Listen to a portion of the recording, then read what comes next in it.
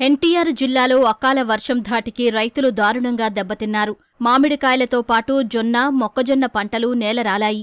ఎకరాకు వేలాది రూపాయలు పెట్టుబడులు పెట్టామని అకాల వర్షంతో నష్టాల పాలయ్యామంటూ రైతులు వాపోతున్నారు. ఈసారి మామిడిలో పెరిగిన చీడపీడలతో పెట్టుబడులు పెరిగి సరైన దిగుబడులు రాని పరిస్థితుల్లో మిగిలిన పంటను అకాల వర్షం నేలరాల్చిందంటూ రైతులు వాపోతున్నారు. సగానికి పైగా కాయలు రాలిపోవడంతో ఆందోళన చెందుతున్నారు.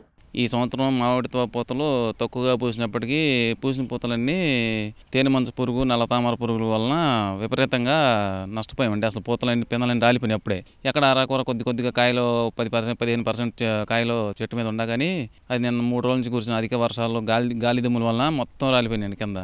అసలు ఏమీ లేవు చెట్ల మీద. ఏదైనా ఒక్క అరకాయ ఉంది. అసలు ఇప్పుడు రైతులు చాలా పెట్టుబడి పెట్టాము. ఇప్పటి వరకు దాదాపుగా ఎకరానికి 70-80 వేల రూపాయల దాకా అయినాయి. మందులు కానీ, పెట్టుబడి ఏదైనా కవుళ్ళు కానీ అన్నీ.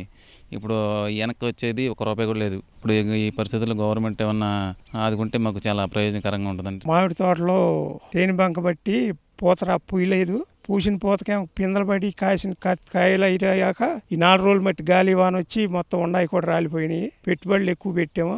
ఆ పెట్టుబడులు ఏమి రావట్లా. ఈ సంవత్సరం నల్ల తామర పురుగుల వల్ల మళ్ళీ మస్సి వల్ల బాగా దెబ్బతిన్నాం. పూతంతా పోయింది.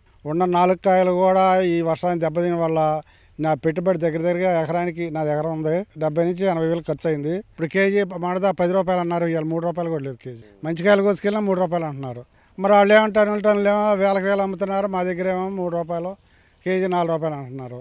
జిల్లాలో 22,000 హెక్టార్ల విస్తీర్ణంలో మామిడి సాగవుతూ ఉండగా ప్రాథమిక అంచనాల ప్రకారం 2 వంతులకు పైగానే పంట దెబ్బతిన్నట్లు అధికారులు భావిస్తున్నారు. 14.2 హెక్టార్లలో అరటి, 46 హెక్టార్లలో బొప్పాయి, 3,406 ఎకరాల్లో మొక్కజొన్న పంట దెబ్బతిన్నట్లు అంచనా.